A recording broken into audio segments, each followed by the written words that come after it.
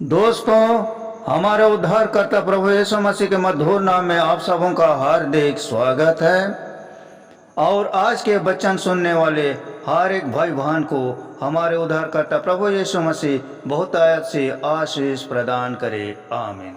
आइए आज हम खमीर के दृष्टांत का मनन करेंगे जो हमें मिलता है मत्ती रचित सुसमाचार अध्याय 13 के 33 पद और लूका रचित सुसमाचार के अध्याय 13 के 20 से 21वें पद में, जो इस प्रकार है कि स्वर्ग का राज खमीर के समान है जिसे एक स्त्री ने लेकर बहुत सारे आटे में मिलाया जब तक कि वह पूरा आटा न बन जाए।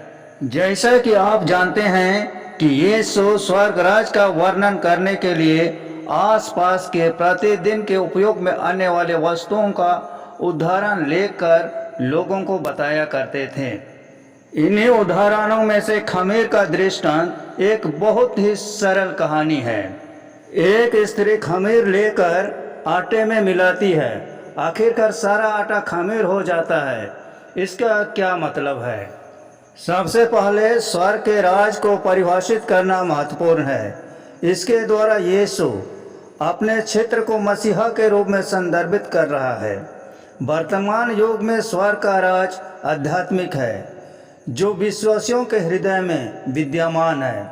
लूका 17:21 के अनुसार, और लोग यह न कहेंगे कि देखो वह यहाँ है या वहाँ है, क्योंकि देखो परमेश्वर का राज तुम्हारे बीच में है। बाद में स्वर्ग का राज भौतिक रूप से प्रकट होगा जब प्रभु यीशु इस पृथ्वी पर अपना सिंहासन स्थापित करेंगे।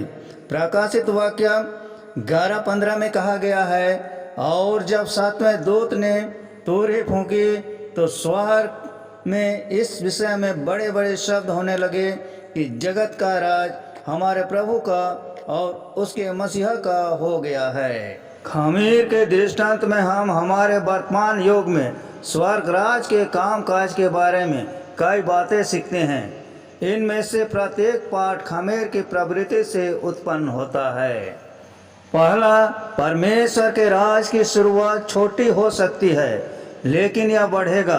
खमीर आकार में छोटा होता है और आटे में थोड़ा सा ही गूंथा जाता है, फिर भी समय दिए जाने पर खमीर पूरे आटे में फैल जाती है।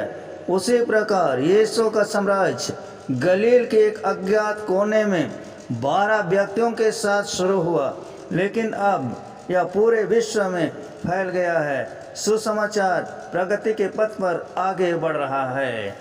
दूसरा, ईश्वर का राज अपना प्रभाव भीतर से डालता है, बाहर से नहीं।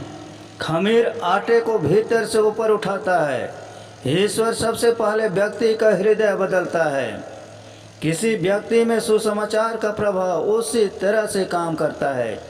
एक व्यक्ति के भीतर मसीही परिवर्तन एक एजेंट के रूप में कार्य करता है और धीरे धीरे उस व्यक्ति के जीवन को भीतर से बदल देता है।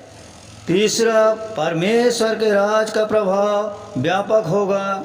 जिस प्रकार खमीर तब तक काम करता है जब तक कि आटा पूरी तरह फूल ना जाए, परमेश्वर का अंतिम लाभ दुनिया भर के लोगों को मिलेगा।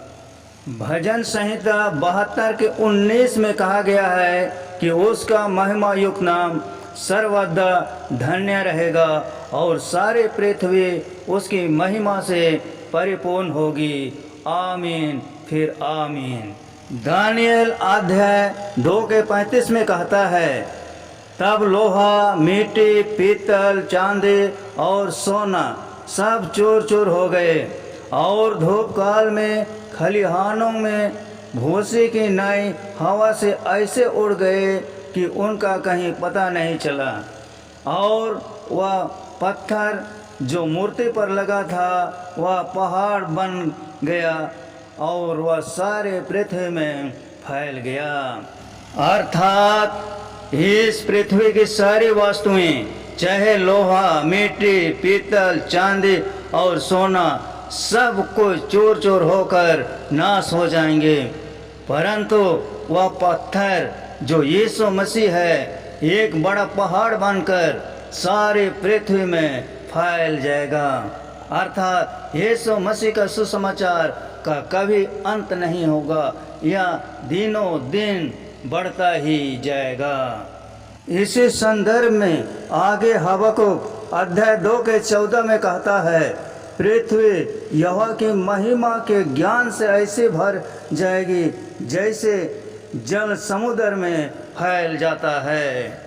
चौथा, यद्यपि परमेश्वर का राज अदृश्य रूप से कार्य करता है, उसका प्रभाव सभी के लिए स्पष्ट है। खमीर अपना काम धीरे धीरे गुप्त रूप से और चुपचाप करता है, लेकिन रोटी पर इसके प्रभाव से कोई इनकार नहीं कर सकता। हमारे हृदयों में अनुग्रह के कार्य के बारे में भी यही सच है। खमीर का स्वभाव है बढ़ना, और जिसके संपर्क में वह आती है उसे बदल देती है। जब हम मसीह को स्वीकार करते हैं तो उनकी कृपा हमारे दिलों में बढ़ती है और हमें अंदर से बाहर तक बदल देती है।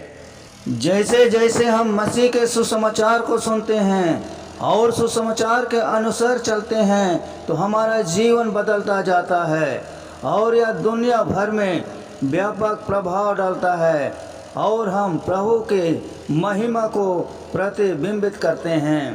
प्रभु जो आत्मा है, जैसे जैसे हम उसकी महिमामय छवि में परिवर्तित होते जाते हैं, हमें और अधिक अपने जैसा बनाता है। दूसरा कुरिन्थियों अध्याय 3 के 18 में पौलुस प्रेरित कहता है, परंतु जब हम सबके उघाड़े चेहरे से प्रभु का प्रताप इस प्रकार प्रकट होता है, जिस प्रकार दर्पण में, तो प्रभु के द्वारा जो आत्मा है, हम उसी से तेजस्वी रूप में अंश अंश करके बदलते जाते हैं। इन बातों के द्वारा हमारे उद्धारकर्ता प्रभु यीशु मसीह हम सबों को बहुतायत से आशीष प्रदान करे। आमीन। दोस्तों, आज का यह सुसमाचार आप सबों को कैसा लगा कमेंट करके बताएं। अच्छा लगा तो वीडियो को शेयर करें, लाइक करें और चैनल को सब्सक्राइब जरूर कर दें। धन्यवाद।